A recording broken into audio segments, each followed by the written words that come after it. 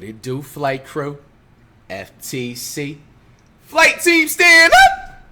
This one mistake changed the NBA forever. Jimmy Roller. Camille, chances are you have no idea who this man is. But over 50 years ago, Camille made a decision that would change the NBA as we know it. Really? See, Camille was a professional soccer player in his home country of Cameroon in the late 60s. Nice. And he was good. For 2 years, Camille traveled the country playing the sport he loved at one of the highest levels. But his father wasn't a fan of sports and saw soccer as an activity for those who couldn't succeed in other areas of their life. Wow. So just as his soccer career was taking off, he had to retire to focus on a more respected career in politics and local government. Fast forward 2 decades, and Camille would go on to be the chief to a small town just outside of Yaoundé, Cameroon. And throughout his life, Camille grew quite the family, 10 children in total. One of them you might be familiar with, named Luc Mbamute. Luc, just like his father, loved soccer. His dream was to one day play professionally like his dad did. And growing up, Luc would focus on soccer and play the game almost exclusively until about the age of 13, where one day, while on his way to soccer practice, Luc noticed a basketball court that usually sat empty was being used by other local kids. For the next few days, every time he passed the court, these boys were shooting hoops. And slowly, Luc's curiosity got the best of it. So later that week, when no one was around, he grabbed his soccer ball, headed to practice, but this time, he stopped at the empty basketball court and took a shot. And that was it.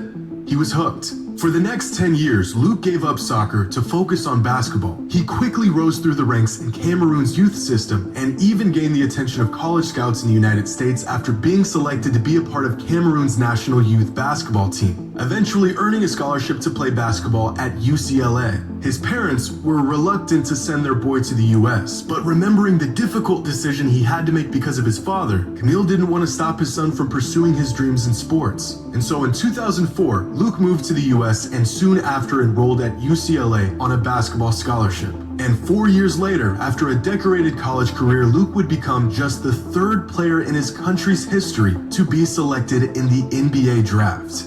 But this story doesn't end here, because throughout his NBA career, Luc would frequently travel back to Cameroon to visit family and host his own basketball camp. And it was at his camp in 2011 where he discovered possibly the next great Cameroonian basketball player. Wow. A tall, lanky kid who just picked up the sport a few months prior, had no real skill or finesse, but had all the potential in the world. His real passion was volleyball, and he was supposed to move to France later that year to play professionally. But Luc knew this kid was special, so under Luc's mentorship, the teenage prospect continued to develop his skills and moved to the US just 1 year later in pursuit of his basketball dreams. Wow. In the US, he enrolled at one of the best prep basketball programs in the country and quickly became one of the most sought-after recruits, growing to 7 feet tall, watching tapes of Akeem Olajuwon to improve his game, and even earning himself a full ride to play at the University of Kansas. But not even Luc could have predicted just how fast he would excel.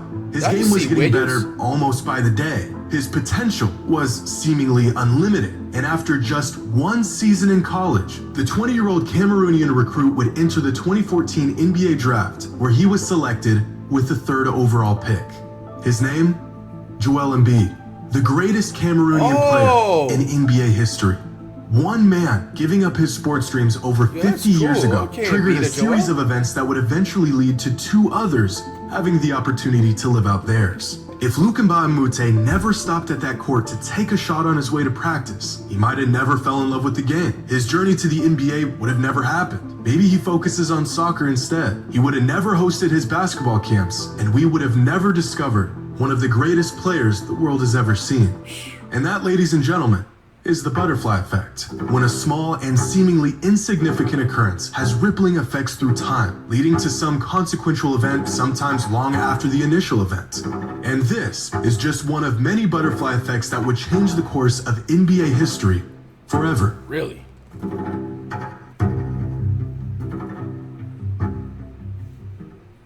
Today's video is for like drink mix kicking with the mix fire Jimmy, sponsoring on your... Alright. Welcome.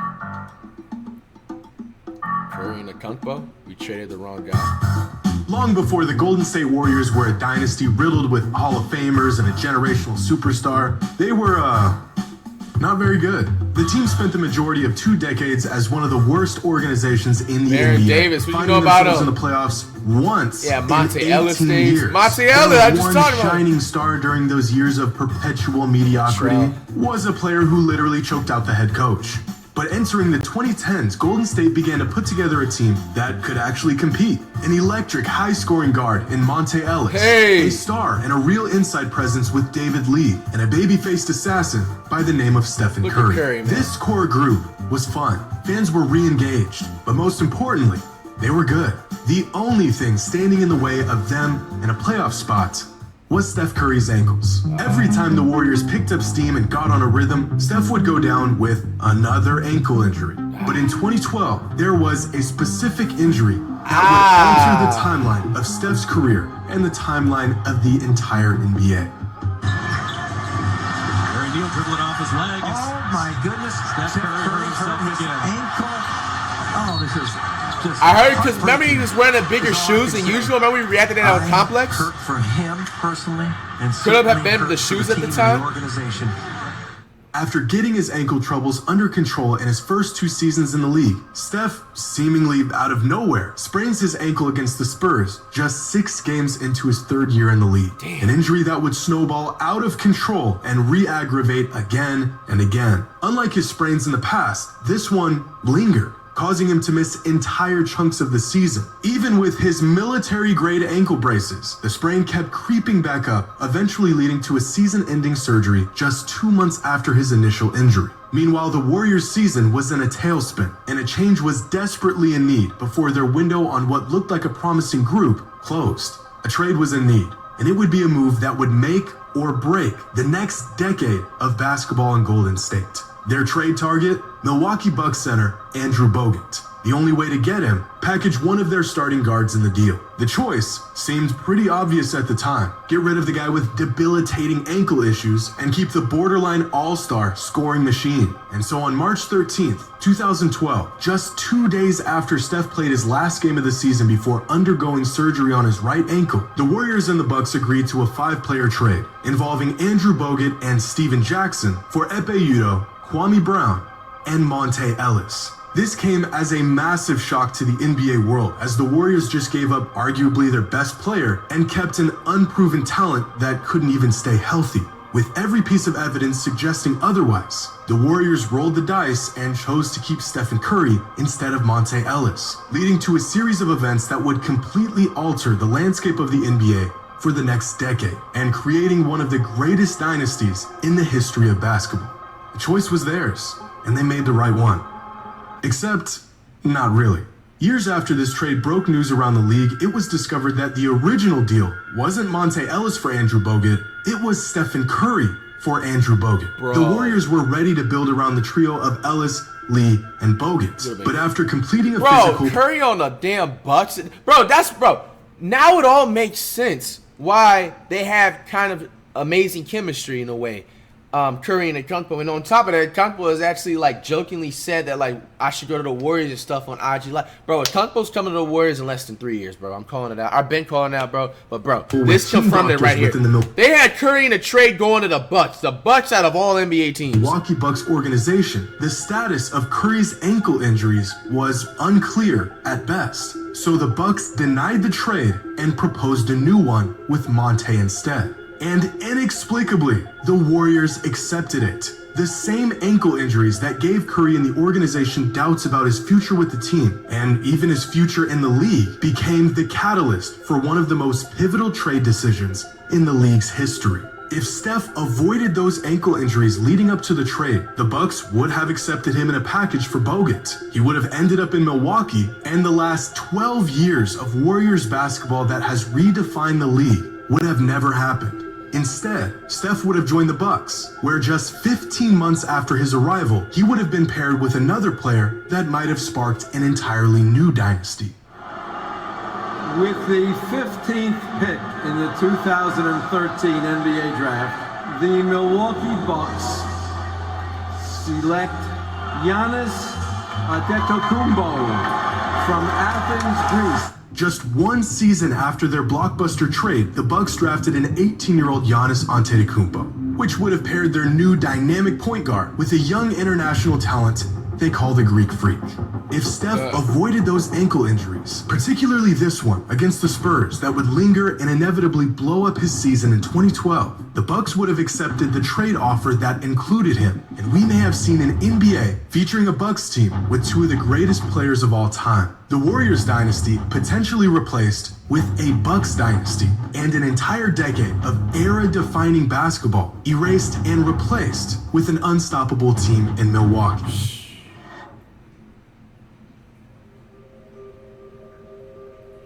Greatest team that never happened. Back in 1998, after having the NBA in a chokehold for the majority of a decade, the Bulls finished their last season together on top. But with their 6th championship ring came the demise of the best team in basketball. By the start of the lockout season of '99, the Bulls championship roster had been completely dismantled. Rodman was released, Pippen was traded to Houston, Phil Jackson retired. The team was a shell of itself, so Michael felt like his time in the league had come to an end. And so he retired as well.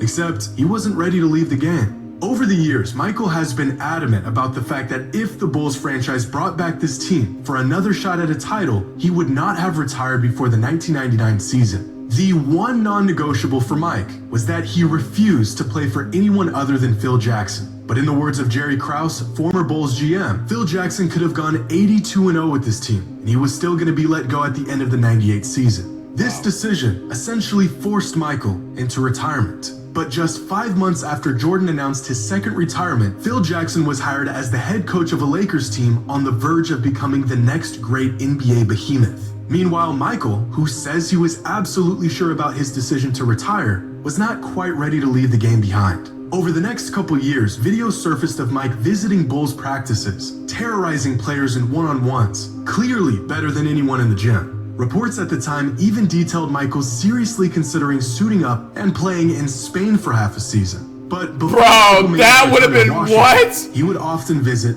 the Lakers. Bro, he would have 65 a game. He would go to their games and sit courtside, something he virtually never did with other teams. He would spend time with players, talking to Phil, even mentoring Kobe Bryant as he grew into a superstar. His involvement with the Lakers in the 1999 season was subtle, but had a massive effect on the team. Despite what he told us, Mike was not ready to retire in 1999. And with Phil Jackson coaching in LA, the obvious destination for the former Bulls great was to join the Lakers. But you see, the only problem was that by the time Jackson was hired to coach the team, Michael couldn't play basketball. It's been well documented that in the summer of 1998, Michael Jordan had caused severe damage to his right index finger while attempting to cut a cigar. In fact, in Jordan's retirement announcement, he mentions that the accident had severed a tendon in his finger and that the injury would require surgery. This injury, even if Michael never retired, would have sidelined him for the entire 1999 NBA season. And by the time he was physically able to return, the team that he had spent time around developed. Bro, that is a crazy thing to happen, bro. Like, and I'm pretty sure the NBA looked at stuff like that. Like, low-key, MJ looked like he finessed that and saved himself from a potential lawsuit, bro. Because can you imagine him just like, you know, knock on wood, that happened to, like, any NBA all-superstar that especially, like, is a top 5 face of the NBA, bro? Like, nah, that would be a crazy lawsuit against them because I'm pretty sure it says in their contract. And it's crazy, too, because, like, what if certain things are, like, genuinely, like, an accident? Like, how does that even, like, you know what I'm saying, like, work in certain situations? Because I know that, like, what's it called? Like, certain contracts on the NBA, like, if you guys also, like, be transparent and stuff, like, let's say the NBA season started. Did you know that, like, real, like, big NBA superstars, like, they actually physically can't play in, like, any other type of game? That means they can't play a 1v1. Like, they can obviously probably sneak around and play it, but, like, if it was on, like, camera and, like, you know, somewhere footage where they can see it and stuff, like, they could potentially get sued if it's not something that, like, their team, like, paid for them to be at, like, if it was like an event to be at, or like before it was for a charity thing or whatever. If it wasn't something like that had to do with their contract, you know what I'm saying, they can, like, literally get sued for that, you know what I'm saying, as soon as they can risk an injury. So I wonder how that, like, you know, all falls into place if it comes to him, you know, how he, you know, for example, he cut his finger with, like, a cigar. I would wonder, like, what if, like, in the playoffs, like, something like that happened with an NBA player. Like, would a team actually try and go after this, try and sue him? You know damn well for sure, like, the base relationships was with, trying to and was bash home the to the player. only coach But that I he don't know would how play far I for would go. were already champions, completely removing any possibility of Mike signing with the franchise since Michael refused to join a team that were already established champions. It goes against everything the man believes. If Michael Jordan never severed his finger in a freak cigar cutting accident in 1998, the nagging itch he had to return to the game might have taken place 3 seasons sooner, with the only team that even had a chance at signing him, the Los Angeles Lakers. Instead, his injury delayed his return to the game and axed his chances of playing for Phil Jackson again and playing with Kobe and Shaq in a championship roster. Bro, that would have This been... team could have happened. Dog, that would have been crazy. This is the first time I'm even hearing this. A lot of this stuff is the first time hearing this stuff. But, bro, MJ... Bro, imagine that historical matchup, bro. The 2001 NBA Finals. You have Iverson all out there by himself. My man Iverson, man. All by himself with the Sixers. Versus Jordan, like a retired Jordan, but don't get twisted. Like, that's still 20-plus points per game he was putting up. You know what I'm saying still. Shaq, and you had Kobe. R.I.P. Kobe, his daughter, those rest of those passengers. Bro, that would have been a crazy historical NBA team. And then on top of that, you had the other role players that I'm not remembering off the top, like, off the rip. Then they have, like, if I'm not mistaken, they had Robert Ray at the time. They had the dude with the, like, curly hair. I forgot his James Fox or something like that. James, something like, you know what I'm talking about. Or Rick Fox, or maybe? In Hey, a man, world where I Michael ain't been Jordan out there, doesn't man. get into a freak accident in the 1998 offseason, we may have seen a Lakers team featuring Shaq, Kobe, and Jordan entering the 1999 NBA season. Maybe instead of imploding a few years later, this team continues to win and stays together. Maybe Michael retires for the final time, not as a washed-up Washington Wizard, but instead a Bulls and Lakers legend with 3 or 4 more rings. Or maybe Michael's tyrant leadership drives Shaquille O'Neal out of LA and we never get that 2000s Lakers dynasty at all. Maybe Michael's role on the team greatly reduces Kobe's and we never see the true potential of the Black Mamba. And maybe everything went exactly the way it was supposed to, because that's the butterfly effect. When something almost insignificant spurs a series of events that leads to something much, much bigger. Man, that was interesting, man. Hyrule always gonna come with the facts out of nowhere. What do y'all think about everything?